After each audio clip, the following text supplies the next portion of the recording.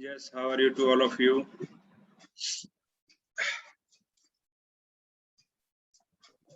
Good afternoon sir. Good afternoon बेटा, कैसे हैं आप सभी? Fine sir.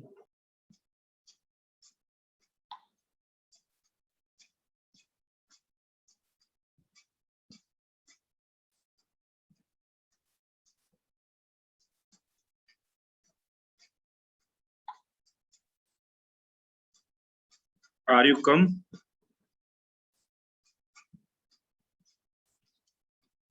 इन फंक्शन आ रहे हैं आप सभी क्या?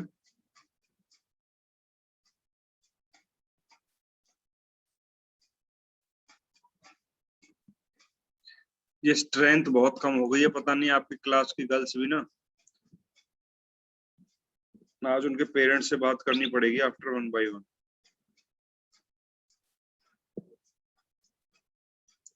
क्योंकि मोस्ट प्रोबेबली क्या है, ये मैक्सिमम बच्चों का ना इंटरेस्ट, अब पता नहीं, I don't know what is the main reason. कोई फंक्शन में बिजी है या पता नहीं। Any idea Sonam?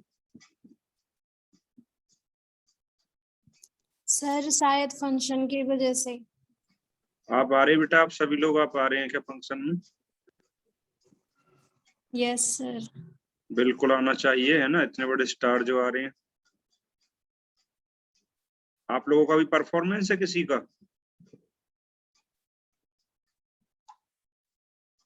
Yes, Sandeep, Sonam, Anshu, Vineet. Good afternoon sir. Good afternoon ji. आप लोगों को किसी का वो है उसमें फंक्शन, मतलब परफॉर्मेंस? No sir. कोई नहीं, मेरा है, No, मेरा sir. देखने आ जाना, ठीक है? सर आप परफॉर्म करोगे? करोगे नहीं? करूंगा बच्चा, और स्टार के साथ करेगा भाई तुम्हारा टीचर। और बताइए। ओके सर, मिलते हैं फिर। बिल्कुल, सभी से ठीक रिक्वेस्ट है है सर, आएंगे सर। भाई, आना चाहिए। देखो वो तो बहुत बड़े स्टार है बच्चा, हम तो एक नॉर्मल पर्सन है, सिंपल पर्सन है, बट फिर भी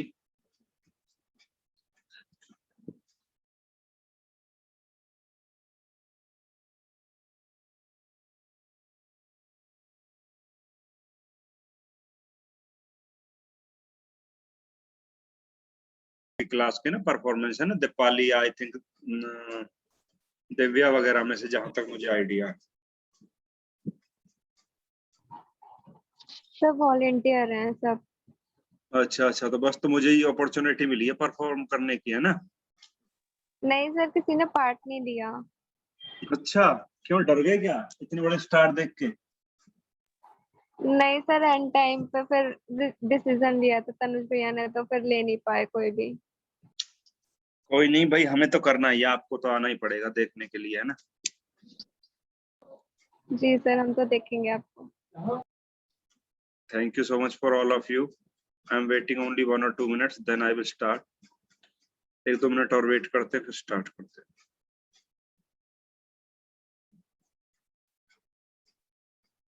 अच्छा है, बहुत स्ट्रेंथ होने वाली है, बहुत बच्चे आ रहे हैं बाहर के भी, तो बिल्कुल आइए।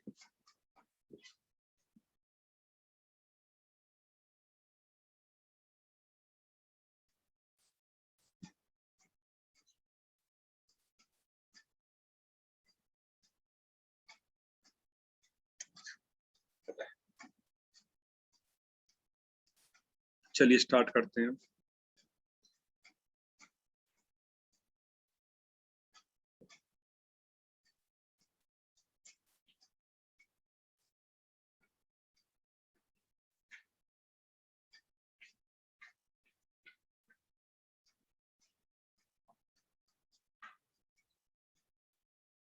Student, this is very important topic. Cost sheet or statement of cost. Anupam, where are you last 2-3 days? I think, where are you in last week? कहाँ थे अनुपम आप?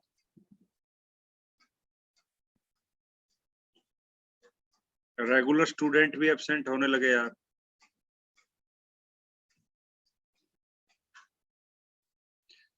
This is very important topic. Cost sheet or statement of cost.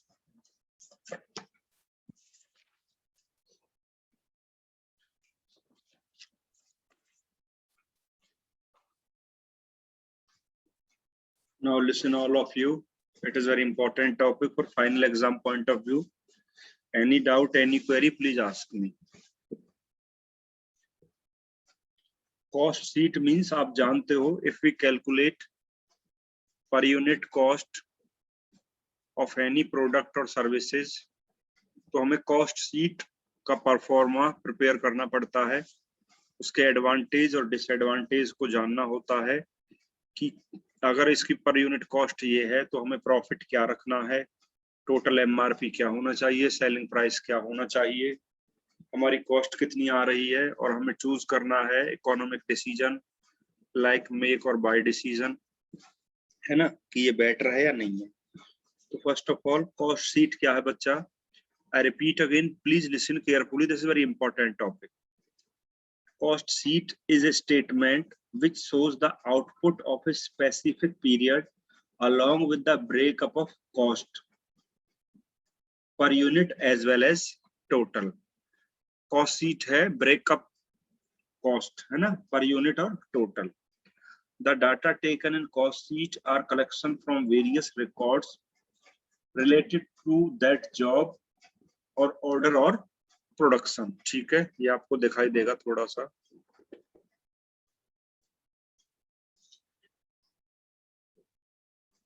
Cost sheet क्या है? Cost sheet is a memorandum statement. आपने कई बार पढ़ा होगा article of association, memorandum of association, वो क्या है, कंपनी लॉ के अंदर आता है. तो ऐसे ये क्या है, कॉस्ट शीट जो है या स्टेटमेंट ऑफ कॉस्ट क्या है? It is A memorandum statement. Therefore, cost sheet does not form part of double entry system. Cost sheet कोई double entry system का part नहीं है. Anybody can tell me what is the meaning of double entry system? Yes, Sonam, आपको idea है what is the meaning of double entry system? 11th 12th में किसी ने पढ़ा होगा? Yes, sir. Debit or credit. Or we can Double see entry. that what is the main importance of double entry system? कहाँ start हुआ था first time? Italy के अंदर, है ना, अगर आपने पढ़ा हो तो अकाउंट. और इतना पॉपुलर है डबल एंट्री सिस्टम कि इसमें वर्ल्ड को यूज किया जाता है. और बच्चा इसमें बहुत साइड इफेक्ट होती हैं, एक डेबिट और एक क्रेडिट. जिस सेम अमाउंट से हम डेबिट करते हैं उसी सेम अमाउंट से क्रेडिट भी करते हैं, है ना. ल्यूकस पेसियोली ने इसको फर्स्ट टाइम इंट्रोड्यूस किया था इटली के अंदर, वेनिस्टी 1494 के अंदर. 1940 इसका है, 14 आई थिंक ईयर में थोड़ा वो है, 1494 आई थिंक जो इसका ईयर है. तो cost sheet means memorandum statement. The cost sheet does not part from double entry system. Okay, but all the data of cost sheet are taken from financial accounting. If there is not the use of predetermined overhead rates. To create the confidence in cost accounting and financial accounting, periodical reconciliation of two accounting systems is undertaken. देखिए cost sheet के अंदर हम financial accounting, आप जानते ही हो financial accounting क्या है, जैसा कि मैंने लास्ट में पढ़ाया था. To show the financial position of the company, also to show the profit and loss, है ना, कंपनी में प्रॉफिट लॉस कितना है, also to find out the financial position of the company. ठीक है ना. तो एक मेमोरेंडम स्टेट है, इसमें डबल एंट्री सिस्टम से इसका कोई लेन देन नहीं है, बट हम कॉस्ट का भी रिकॉर्ड रखते हैं. और also we can compare for last year. Means क्या हमारी कॉस्ट इस बार ज्यादा है, प्रॉफिट कम है, what is the main reason, what is the actual reason behind this particular loss or increase expense? How we can minimize our cost? Who can tell me? Yes, Sandeep. How we can minimize our cost? क्या कर सकते हैं हम cost को minimise करने के लिए? Sir wastage कम कर सकते हैं. ठीक है, मिनिमाइज वेस्टेज. और अच्छा पॉइंट है, और बताइए.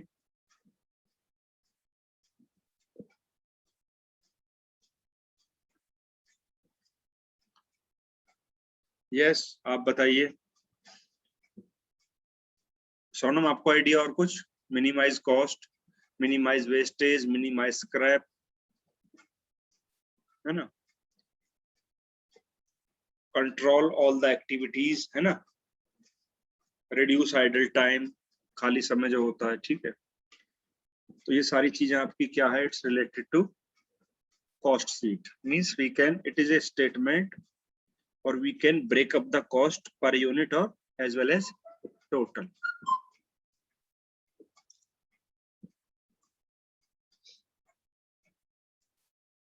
Now next is advantage of cost sheet। देखिए, why we prepare any type of sheet, any type of, why we calculate our cost, इसका एडवांटेज क्या हो सकता है सोनम?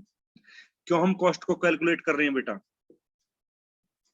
सर प्रॉफिट को डिटरमाइन करने के लिए या फिर कंपेयर करने के लिए प्रीवियस ईयर से।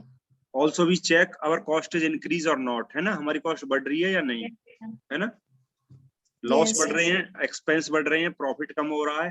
देखो एडवांटेज यही है कि हम पर यूनिट कॉस्ट अगर डिटरमाइन करते हैं, लाइक पर पीस या पर आइटम, हमें कुछ और भी नया प्रोडक्ट बनाना है तो उसमें भी हम चेक करेंगे। हम कोई ऑल्सो टेंडर वगैरह फिल करते हैं गवर्नमेंट के या प्राइवेट सेक्टर्स के, तो वहां पर अपनी पर यूनिट कॉस्ट निकालेंगे। हमारे अंदर जितनी भी प्रोडक्शन के अंदर एक्टिविटी है उनको कंट्रोल करेंगे, अपना सेलिंग प्राइस फिक्स करेंगे, है ना, एटसेट्रा एटसेट्रा। देखिए फर्स्ट पॉइंट क्या कहता है,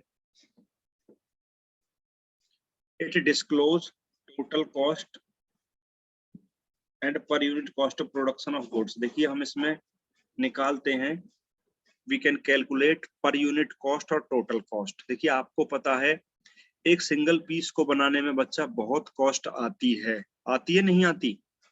मान लो आपको एक सिंगल पीस या 5 या 10 बनाओ, अगर 1 पीस बना रहे हो इंस्टीड ऑफ 10 तो 1 पीस की कॉस्ट ज्यादा आएगी, और बल्क क्वांटिटी में if you produce any goods और सर्विसेज तो वहां पर कॉस्ट क्या आती है, कम। क्लियर? सेकंड है, it helps to keep control in the cost of production of product. देखिए जब आप कॉस्ट शीट प्रिपेयर करते हैं तो आप definitely you can control your cost regarding production, regarding labour, regarding rejection, regarding quality, हर चीज को आप कंट्रोल में करके चलते हैं। थर्ड है comparative study of various elements of cost which past record. Who can tell me element of cost? Simrik please explain. Element of cost, कितने टाइप के एलिमेंट है कॉस्ट के? यस सिमरिक।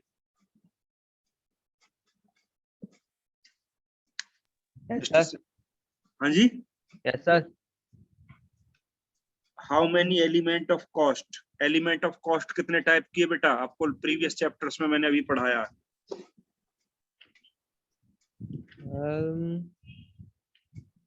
मटेरियल कॉस्ट याद है? सर मटेरियल, हाँ sir याद है। उसके बाद material cost, sir labour cost, very good. Sir control overhead. हाँ बेटा, अदर एक्सपेंस और सर ओवरहेड्स। वेरी गुड बेटा, वेरी गुड। देखिए एलिमेंट ऑफ कॉस्ट आप जानते ही हैं। Very good Simrik, very good. Element of cost material, labour and other expense and overheads तो आप जानते ही हैं। डायरेक्ट इनडायरेक्ट, डायरेक्ट इनडायरेक्ट, है ना। देखो different type of costs, overheads, different type of labours, direct indirects को हम उनको स्टडी करते हैं कि किस से हमें ज्यादा बेनिफिट्स है, कहीं एक्सपेंस तो ज्यादा नहीं हो रहा, डायरेक्ट लेबर ज्यादा इंपॉर्टेंट है या इनडायरेक्ट लेबर, दोनों ही इंपॉर्टेंट है ना। एक कंपनी की सफाई करती है लाइक गार्डनर, क्लीनर, स्वीपर, और एक प्रोडक्ट को प्रोड्यूस करने में करता है, तो दोनों ही इंपॉर्टेंट है, ठीक है ना। तो इस पर हम क्या करेंगे, कंपैरेटिव स्टडी करेंगे एलिमेंट ऑफ कॉस्ट को, चाहे वो मटेरियल कॉस्ट है, चाहे वो लेबर कॉस्ट है, चाहे वो अदर एक्सपेंस है।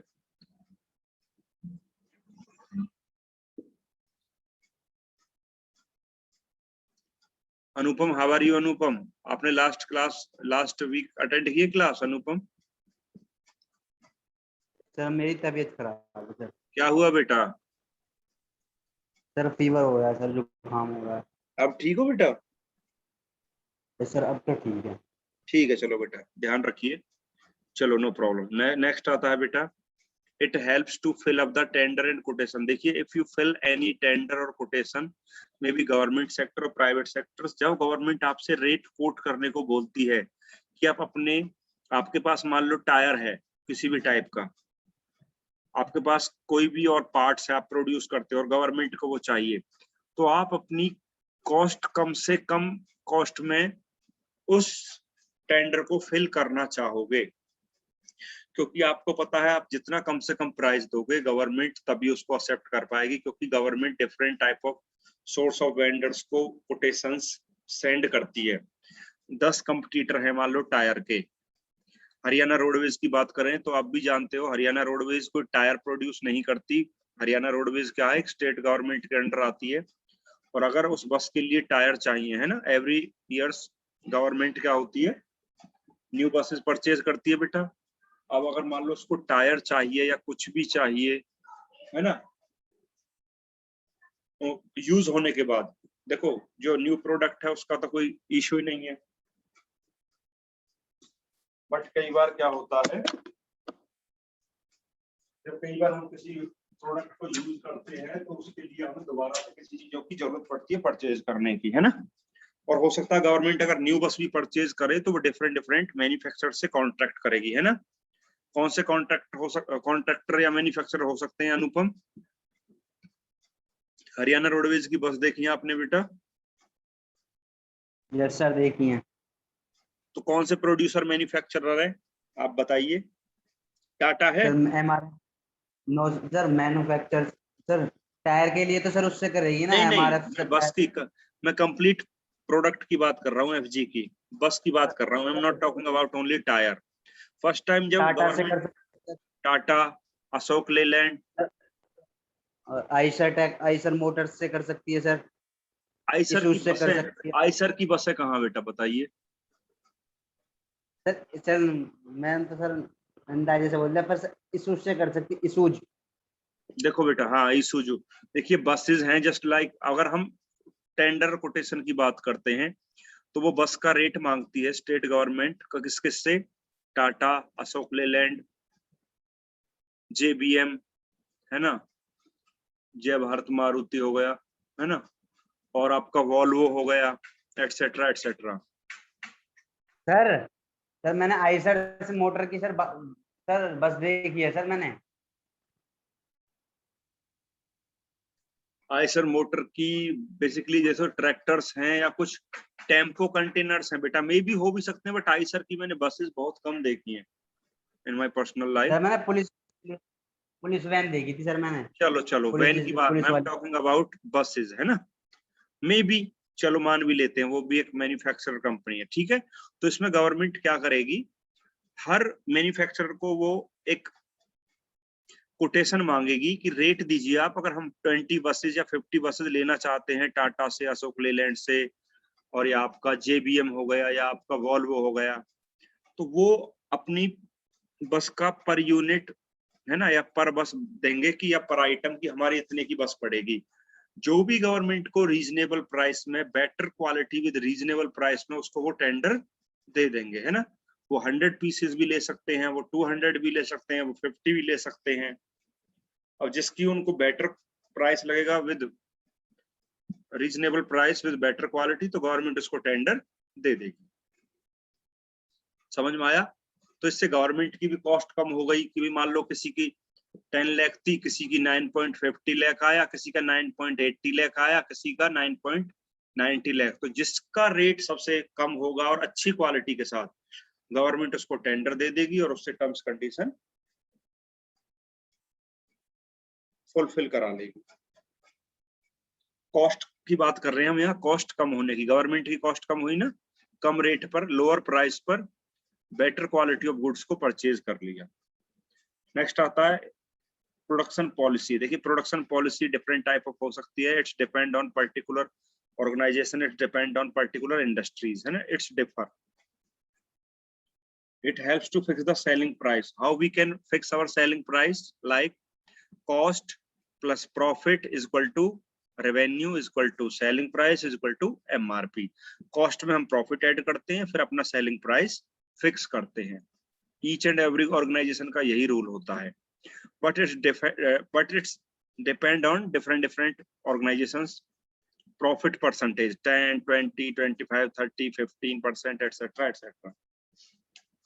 नेक्स्ट है it helps to minimise the cost. आप जानते ही हैं how you can minimise your cost, means overall control activity, control the production line, control the labour, control production, control material, है ना। Material regarding material control means incoming और upcoming material you can properly check with the help of quality engineer. अगर आपको अपनी cost को minimise करना है तो अच्छा रॉ मटेरियल मंगाएंगे तो उसकी प्रॉपर क्वालिटी को चेक करेंगे with the help of quality engineer कि क्या हमने जो पहले प्री डिटरमाइंड क्वालिटी थी ये वही रॉ मटेरियल आ रहा है या इसमें चेंज है। अच्छी क्वालिटी का रॉ मटेरियल आएगा तो आपकी अच्छी क्वालिटी की गुड्स बनेगी। अगर अच्छी क्वालिटी का मटेरियल नहीं है तो आपकी अच्छी क्वालिटी की गुड्स नहीं बन सकती, because input are converted into output, raw material are converted to semi FG and semi FG converted to FG.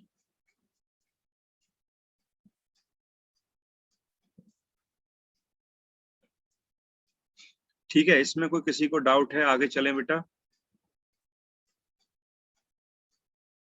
अब इसका एक कॉस्ट का परफॉर्मा देख लीजिए, में भी हो सकता है। ये देखिए प्लीज एक बार आप इसको सभी रीड करिए normally without making noise.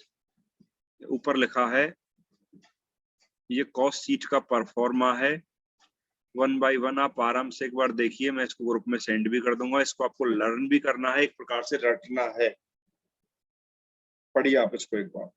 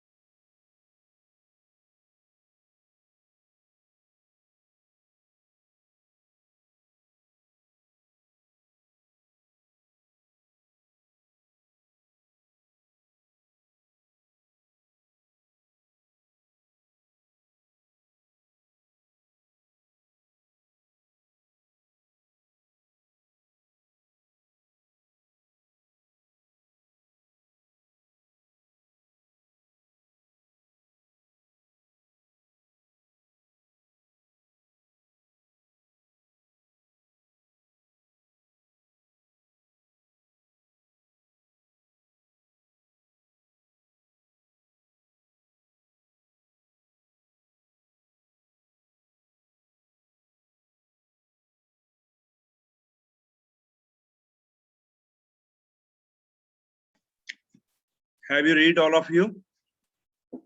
Yes sir.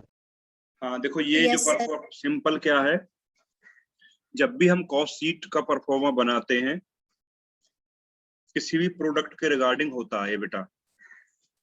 ठीक है, सबसे पहले आप देखेंगे, ये आपको रटना है, मैं फिर से बोल रहा हूं, कई बार फाइनल एग्जाम में यही आता है। With imaginary figures kindly explain cost sheet pro forma. बेटा आपको ना कुछ अपनी तरफ से ना डिजिट वो भी लिख सकते हो आप। इमेजिनरी फिगर का मतलब समझते हैं, अपनी तरफ से कुछ भी लिख सकते हैं। अगर वो क्वेश्चन में कहे विद इमेजिनरी फिगर तो अब यहाँ कुछ भी डाल सकते हैं, 10, 20, 50, 100 ऐसे करके टोटल सभी के सामने, है ना। सबसे पहले आता है आपका opening stock of raw material, जो भी आप परचेज करते हैं, ठीक है। फिर आपका जो ऐड करते हैं आप परचेज ऑफ रॉ मटेरियल, फिर आप करते हैं कैरिज इनवार्ड यानी जो आपके पास आया, ऐड करते हैं अदर एक्सपेंस, लेस करते हैं क्लोजिंग स्टॉक। आप जानते हो जो at the end of year आपके पास बचता है उसको बोलते हैं क्लोजिंग स्टॉक। ये आपका कहलाएगा कॉस्ट ऑफ मटेरियल कंज्यूम्ड, यानी जो आपने मटेरियल कंज्यूम किया, जिसका आपने कहीं ना कहीं यूज किया। उसके बाद आप करेंगे add direct labour, direct expense, ठीक है। इन जो ऐड कर रहे हैं आप डायरेक्ट लेबर, आप जानते हो डायरेक्ट एक्सपेंस, डायरेक्ट लेबर कौन सी है, वर्कर, है ना। डायरेक्ट एक्सपेंस क्या है, जो अपने रॉयल्टी पे करी, जानते हो ना। Direct expense, indirect expense, direct labour, indirect labour, Sonam बेटा, all of you yes sir. पढ़ा दिया ना मैंने आपको एलिमेंट ऑफ कॉस्ट में, material cost, labour cost, other expense and other overheads. उसमें आपको डायरेक्ट इनडायरेक्ट पता ही है। जैसे वुड टू फर्नीचर, वो आपका क्या है, डायरेक्ट मटेरियल। लेबर क्या है, जो उसको पर्टिकुलर प्रोडक्शन में एंगेज है। इनडायरेक्ट क्या है, लाइक स्टोर कीपर, है ना। इन दोनों को ऐड करने के बाद हमारा निकल के आता है prime cost.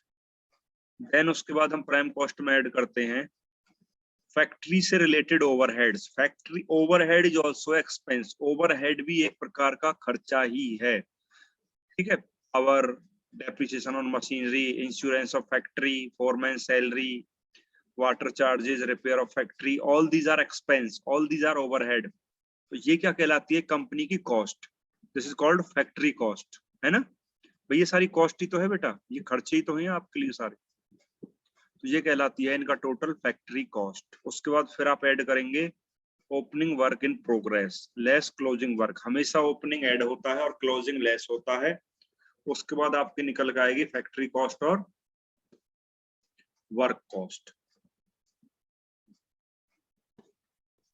Then add office overhead. देखिए फैक्ट्री और ऑफिस में आपको पता ही है, फैक्ट्री एक एंटायर ऑर्गेनाइजेशन है और ऑफिस उसके अंदर पर्टिकुलर एक डिपार्टमेंट है। तो ऑफिस के भी अलग ओवरहेड्स होते हैं, खर्चे होते हैं, वो आपको ऐड करने हैं कॉस्ट में। भाई कॉस्ट में तो ऐड करोगे ही ना कि भाई ये खर्चे हैं। सैलरी ऑफ ऑफिस स्टाफ, ये जितना भी आपका आपको दिख रहे हैं पॉइंट्स या इमेजिनरी फिगर्स या कुछ भी जो लिखा हुआ है, ये सब क्या है, ओवरहेड्स। ये सब क्या है, खर्चा। प्रिंटिंग एंड स्टेशनरी, आप प्रिंट निकालते हैं ना कंपनी में प्रिंटर से, वो एक्सपेंस ही तो है। टेलीफोन आप करते हैं, डेप्रिसिएशन लगता है, लाइटिंग, बैंक चार्जेस, डोनेशंस दे दिया, रेंट पे बिल्डिंग है, इंश्योरेंस कराया, कोई लीगल फीस एटसेट्रा एटसेट्रा। जितनी भी आपकी ऑफिस से रिलेटेड एक्सपेंस है, जितना भी आपका ऑफिस से रिलेटेड ओवरहेड्स है, आप उसको ऐड करेंगे और इसको बोलते हैं हम ऑफिस कॉस्ट, यानी ऑफिस के खर्चे। Office cost also cost of production. किसी भी गुड्स को प्रोड्यूस करने में जो कॉस्ट आई है ना, वो लेबर कॉस्ट हो सकती है, वो मटेरियल कॉस्ट हो सकती है, वो अदर एक्सपेंस हो सकता है, वो अदर ओवरहेड हो सकता है। उसके बाद आप ऐड करेंगे opening stock of finish goods. Finish goods आप जानते ही हो, like output, finish goods like final product, less closing stock of finish goods, जितनी बच गई at the end of year, और वो आपका कहलाता है कॉस्ट ऑफ गुड्स सोल्ड। फिर आप करेंगे add selling and distribution overheads. आप जानते हो किसके अंदर आता है, ये सेलिंग एंड डिस्ट्रीब्यूशन अलग से एक आपका ओवरहेड्स है ना। इसमें आपका एडवर्टीजमेंट सुना होगा आपने, है ना, मार्केटिंग, सेल्स। मैं इसको एक बार पेज को चेंज करता हूँ।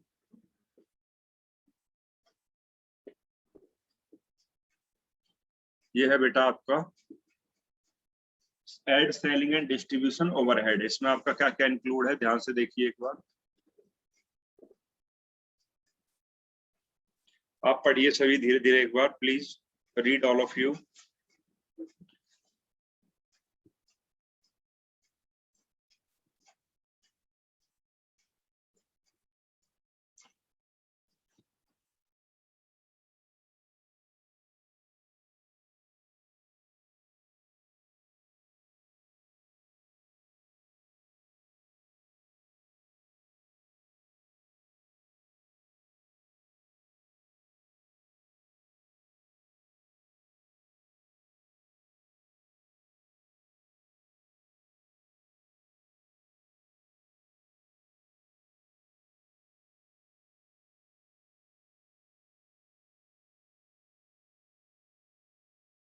इसमें आता है बेटा आपका सेलिंग एंड डिस्ट्रीब्यूशन में सेल्समैन सैलरी, एडवर्टीजमेंट मैंने आपको बता दिया, bad debts, rent of warehouse, delivery van, sales office expense, ये सारा क्या है आपका कॉस्ट ऑफ सेल। उसमें आप क्या करेंगे ऐड प्रॉफिट और वो आ जाएगा आपका टोटल सेल। ठीक है, तो ये है कॉस्ट शीट परफॉर्मा। प्लीज आप इसको लर्न करिए, रट लीजिए इसको। ठीक है,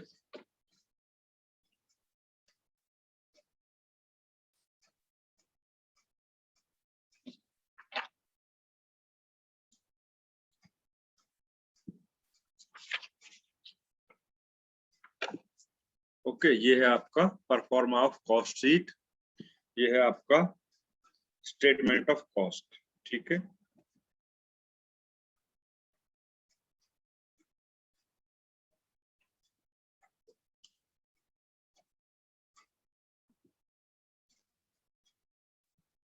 नेक्स्ट आता है क्लासिफिकेशन ऑफ कॉस्ट। देखिए क्लासिफिकेशन ऑफ कॉस्ट क्या है, इसके टाइप हैं बहुत सारे, according to nature, according to function, according to behaviour, है ना, अकॉर्डिंग टू कंट्रोलेबिलिटी।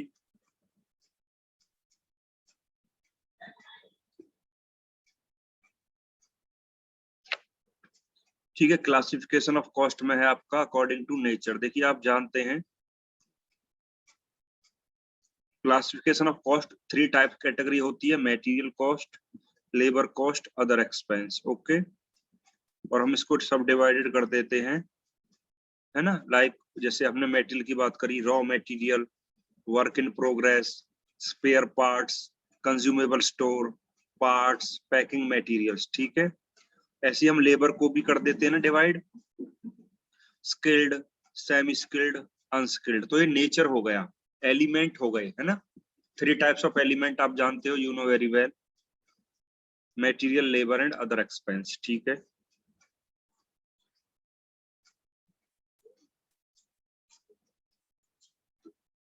नेक्स्ट है आपका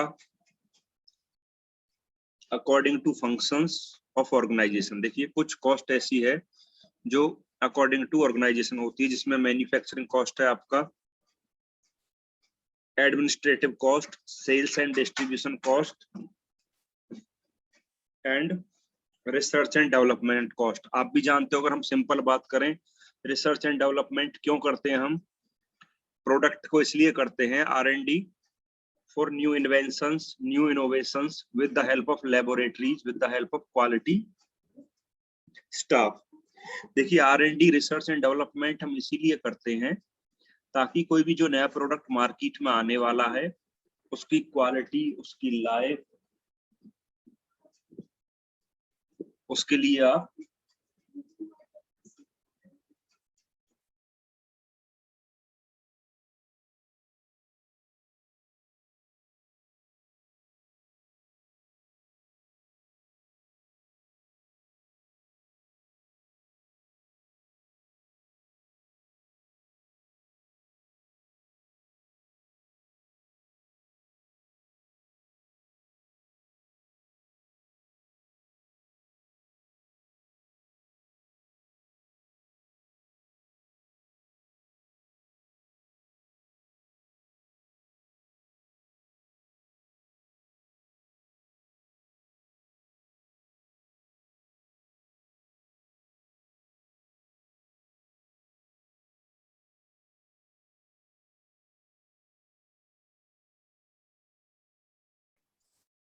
So manufacturing research and development means if we talk about any research regarding new product, है ना, new services, improvement like quality improvement, design improvement, attractive design, additional features, तो हम उसके लिए क्या करते हैं, R&D करते हैं। और आप भी जानते हो first time we launch or introduce any product without research and development, this is not possible कि हम उस प्रोडक्ट को मार्केट में इंट्रोड्यूस कराएं, हमें उसका पहले क्वालिटी, लाइफ को जानना है।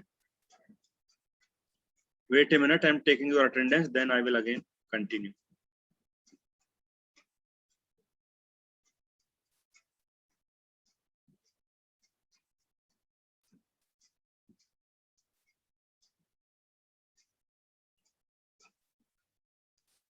ठीक है बेटा, वो तो हो गया आपकी रिसर्च एंड डेवलपमेंट, समझ में आ गया। रिसर्च एंड डेवलपमेंट मतलब हम किसी प्रोडक्ट की क्वालिटी को और बेटर बनाने के लिए, उसकी लाइफ को जानने के लिए R&D करते हैं, उसके एडिशनल फीचर्स के लिए।